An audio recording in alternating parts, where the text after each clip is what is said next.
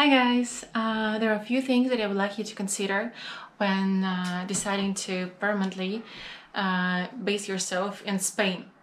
So I'm sure that it's written and you've probably read about it many times, but I just once again want to underline the fact that you have to be prepared for like decent level of electronization of all the bureaucratic procedures, but still it's quite a bureaucratic country. So if you're no matter, well, for example, the easiest way to, it says in paper that the easiest way is for European Union citizens to get permanent residency here, but well, it's not much more difficult for others because, well, the bureaucratic things and cues to the authorities, the way that you have to book your citas, like citizen appointments, I guess it makes experience of European Union citizens as not quite straightforward as for other countries. So the reason is bureaucracy. Plus, if, for example, you go to the website and there is a list of documents that you need to present to get, for example, a residency. When you come, okay, you have a list, so sort of you have an idea what documents to collect. This list is usually quite long, so I don't remember the last time and place where for the same matters I had to present as many papers as here. So papers, copies, all that stuff, and they often, if you forget to do a copy, they will not do it there. So you will have to go outside and find a place where you can go if you don't have a printing or copying machine like at home or in the office. You have to go somewhere and make a copy. So they're not wheeling is not their protocol to make copies for yourself, even if you have copied everything else except for example one paper.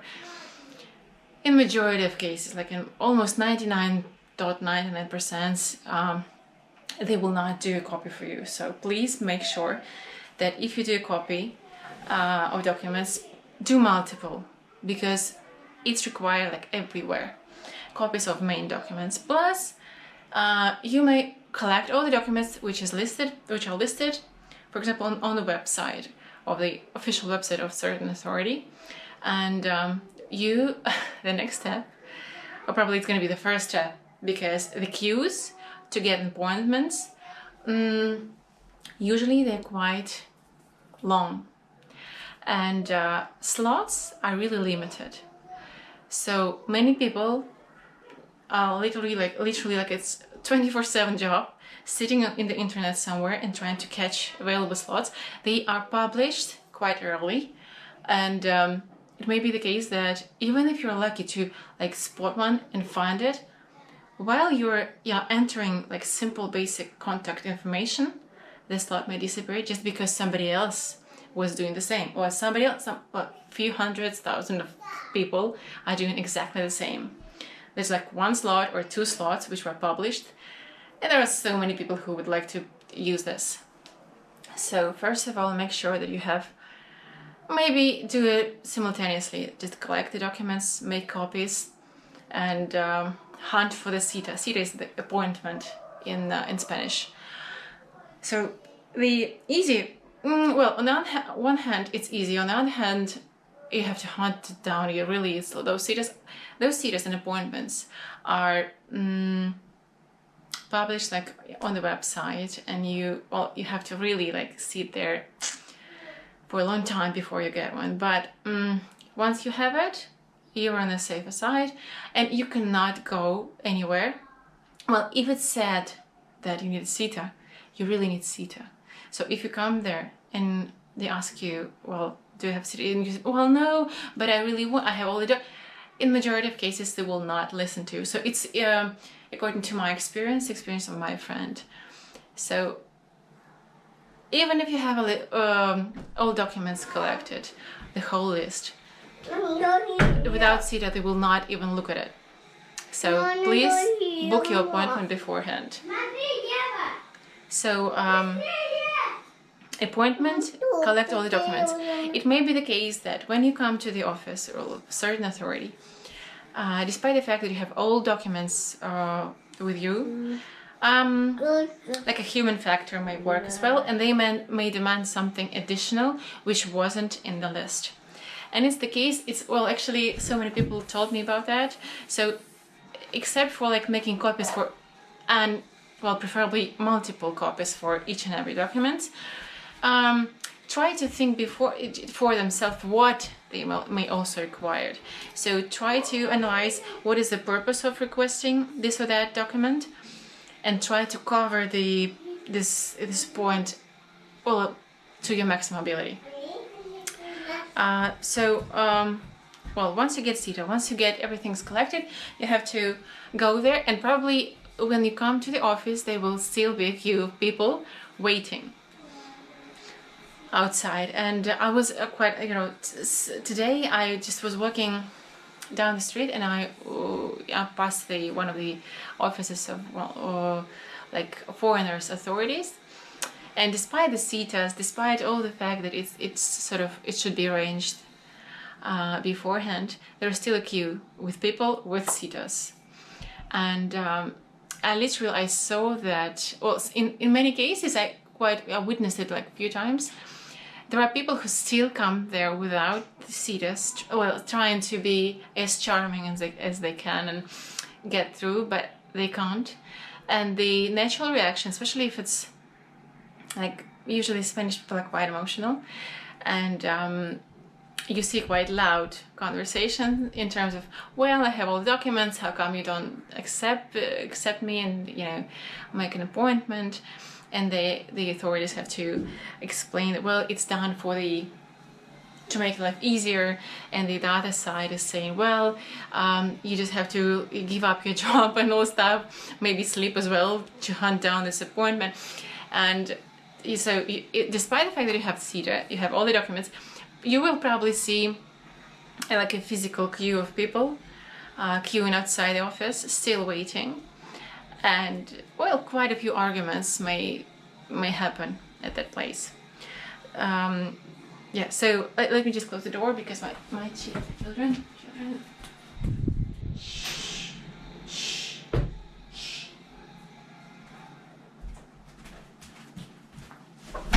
So I'm back.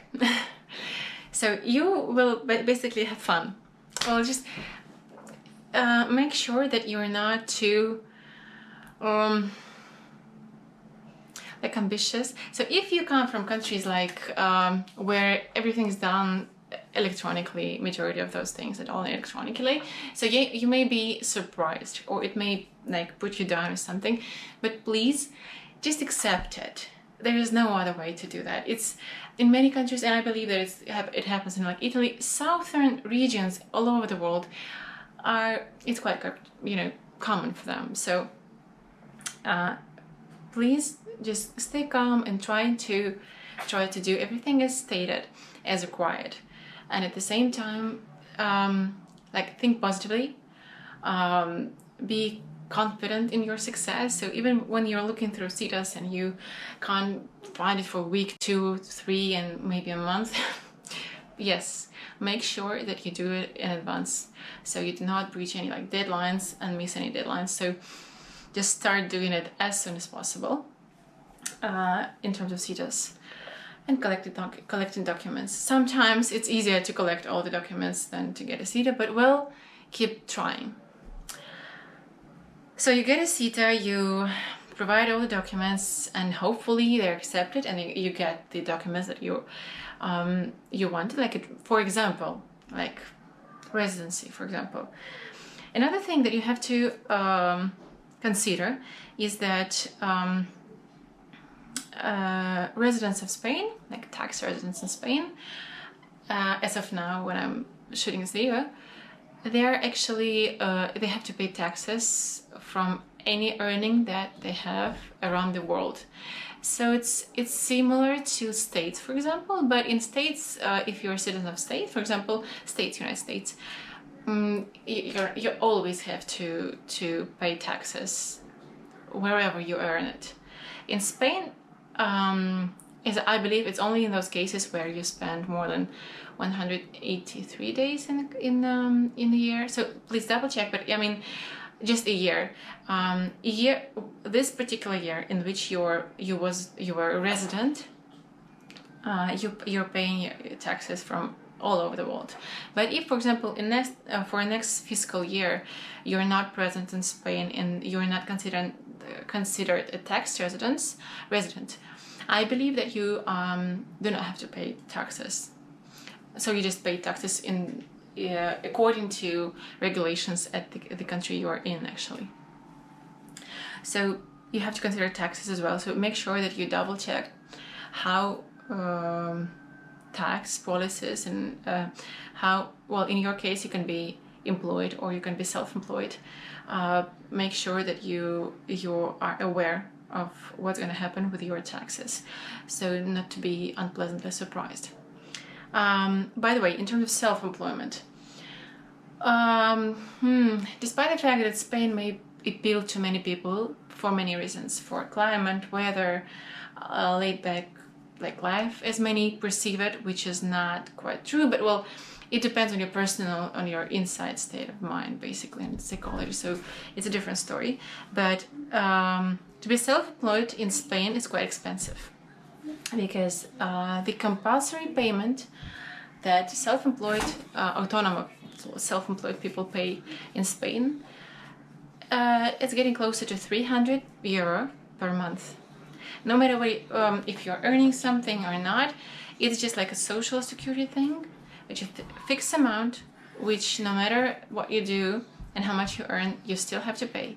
So for small businesses, it may be quite a burden. So 300 euro per month, plus taxes on your profits, which may be different. So you have to check based on your industry and on your province as well, because make sure that you double check not only the general Spanish rules, so-called, but make sure that you consider particular, like local regulations in town or city that you are planning to be based at. So about 300 euro is paid, I guess, across Spain, but in terms of how much and what is the percentage of tax for profits, you have to double check according to the local regulations and your industry, so it will vary. But for a start, if, like, for example, if you're a freelancer and you have to register yourself as employed person here, autonoma, you have to consider that €300 is something that will be deducted, and you will have to pay it monthly, no matter what you do, no matter how much you earn. Plus, if you earn something, you have to sum up the profit tax as well.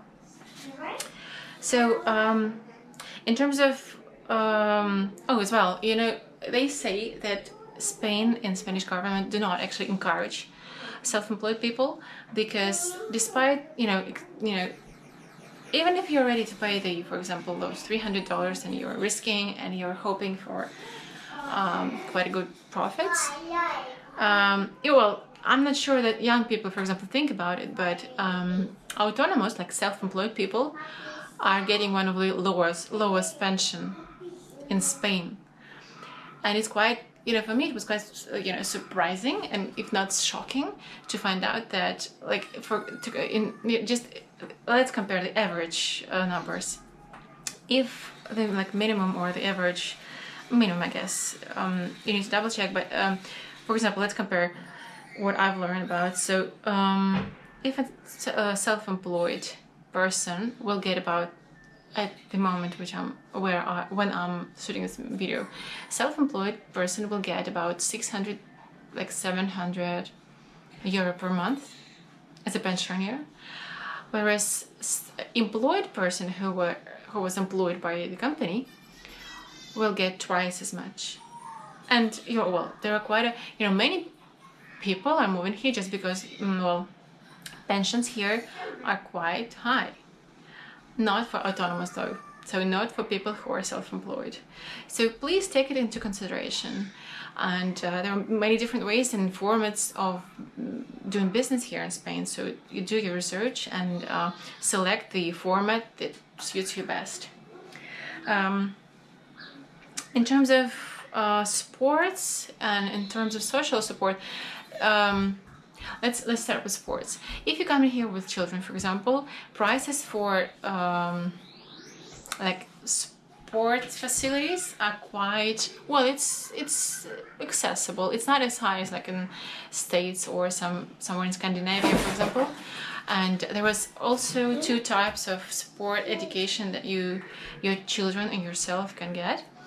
There's a like state sport facilities, municipal, which are usually quite cheap. So for example, municipal gymnastic, like for a girl, will cost you a year of studying there, will cost you 60 euro per year, the whole. So it's going to be, you know, almost free, because I guess in many countries which are not as developed as Spain, for example, in terms of economical development, prices for like sports like that will be much higher. So if you get to the municipal sport facility, then it's going to be like really cheap for you. So and it's in general, even commercial ones are quite affordable. So sports here for yourself and for your kids will be, it's one of the benefits I get, and one of the bright points which I would like to present to you. Because especially if you're moving with families, getting your child busy is one of the main priorities, I guess. In terms of education and schools, just 1 second.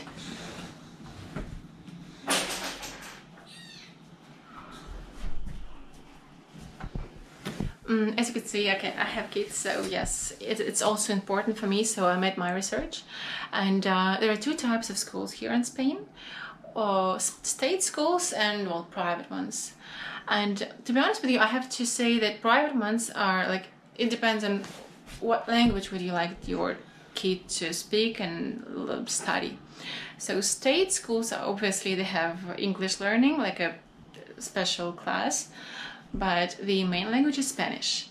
However, the actual facilities here for state schools are quite, well, it's not bad. It's not luxury, and you shouldn't expect something super extraordinary from the school, but it's not bad. And plus, considering that, well, even if your child do not speak Spanish, so learning the language will probably be something of a good investment, a time investment, in terms of, because Spanish is one of the most popular language and widespread languages in the world. So it's quite an asset for a kid to be able to speak Spanish. Plus, English is always there. You can either rely on your English teacher at school, or you can actually choose private, like British or international schools here. And there are many in Spain, and there's quite a good selection of a quite decent level of English and international, British and international schools here. And prices may vary from 500 euro per month to 700, 800. It depends on the province and area, because prices for rent and for school will vary. So, for example, if you compare Barcelona and Malaga and, for example, Alicante, prices there will be completely different. Alicante will be one of the cheapest. Murcia, Alicante, Valencia will be. It's not worse. This is why they're cheaper. It's just that currently it is cheaper, but at the same time they have infrastructure. They have the same climate. Well, climate, even in some aspects, it may be better than in northern Spain, for example, which is a bit more expensive, quite expensive, I would say. So I guess prices of 500 euro for British education or for international school, for some people, it's not as expensive as they may be faced with, for example, in other countries. So schools are quite, so there's a great variety here. But this year, they say that it's unusually high demand for state schools here because of Ukrainian refugees as well. And well, the classes will be full. And for example, many people still do not know, even though the start of the year was on Monday, many people still do not have places. And there will be like this week, there will be like additional meeting, educational meeting here in Alicante anyway, where people will, well, the authorities will decide and like decide on what kids go to what school. So many people are still waiting. No, you know, even though their children are like eligible for school, they have all the documents, but they are still waiting for the decision of this authority as to where their kids will go to. Well, it's not going to be super long, so by the end of September, you know, everybody should have places of those people who already applied. But well, it's not the most dramatic things in life, basically. So everybody can wait. I didn't hear anyone who was like complaining. Well, yeah, ideally we would all like to go to school from the first day of the year, but well, if there's no choice, there's no choice. But still, there is an option. And as I said, for example, if you do not have residency here or something, you cannot buy a car, but still you can rent. And what I like about Spain is just in majority of cases, you can select area or province or rent as well, an apartment or house or school, depending on your budget. And the range is quite good, so it's quite wide. So you can find, I would probably advise you to go to Valencia, Alicante, or Murcia, for example, which are not as expensive as Malaga or Barcelona, for example. So you can consider this one. And you can, in Barcelona, or Malaga, or Valencia, or Murcia, or Alicante, you can actually select schools which you like more. If you're ready to invest more, then you can go to international schools. If not, well, you can consider a state school. Everything will depend on particular teacher and particular class where your kid will find himself or herself. Basically, in my case, I will probably, I'll collect data. I will ask my friends for their feedback. Some of them are just starting school, but those who have already started school, even without knowing the language, they all say that the Spanish approach to education to children, it's quite soft. So, well, I haven't heard anyone with like nervous breakdown or something. Teachers are used to international students, are used to people who may not speak Spanish as well or at all. So in majority of cases, they try to make this adaptation process and period as smooth as possible. But well, it depends. We're all humans. So let me get back to you like in slightly later after I find out what happens like this year and what my friends say. So I would, there's in terms of I'm just thinking that you may consider cheaper regions, like more trashy ones. You have to consider, you have to keep in mind that southern regions are southern regions, no matter whether it's like States or it's Europe or Asia. Usually, like the perception of like cleanliness in Scandinavia, for example, or in like Spain, it's like poles apart. And you have to also accept it. It may not be as clean. May not be ideally clean everywhere, but it's the same in Malaga, in Barcelona, in Alicante. Yes, as well, it depends on location that you select, but as well, it depends on your taste. I recommend you to go through maybe to consider a few different regions and try to live in different provinces if you have time, just to get the feeling, because it's going to be different. So if you have time, please you just travel around Spain, live for a week or two or a month in different states that you like, in different regions that you like. Or if you already know based on internet videos. By the way, it's much easier for us now than like previous generations to get the like understanding of where we are going, just because there are loads of videos, there are loads of like walking tours in YouTube, for example. There are loads of opinions, there are lots of interviews, there are lots of printed materials as well. So yeah, it's going to be different from your personal, impression that you get once you landed or once you live here for some time. But still, it's not zero. Yeah, you will come here, quite prepared for what you see. So I also, you have to consider that Spain is like touristic destination, and living here during summer, like late spring, summer till August, I guess, it's one thing. But starting from September, it's considerably different. So it's quieter. The weather is not as hot. So also, please take it, take into your consideration, because different, like northern regions, obviously they're colder, and southern. So it depends on whether also your personal taste, whether you like it to be super hot or whether you like it to be like slightly cooler. And please consider that if you're thinking about northern Spain especially, consider like heating options, because it may be quite chilly. And in terms of rent, please find out there are not so many houses with like central heating, not at all, especially if you're on a budget. So please keep in mind that in many cases, and I've heard so many people laughing about the first experience here, they rented, for example, like 3-bedroom flat for quite a optimal price, I would say. But then when it became when it became colder, they understood that they should have probably went for a studio, the small one, just to keep it warmer. So please consider this factor as well. And I hope this review was useful, and I will try to keep on, going, and I will collect the information. I will share it with you. Please subscribe, like or dislike, comment, and support this video and channel. Thank you.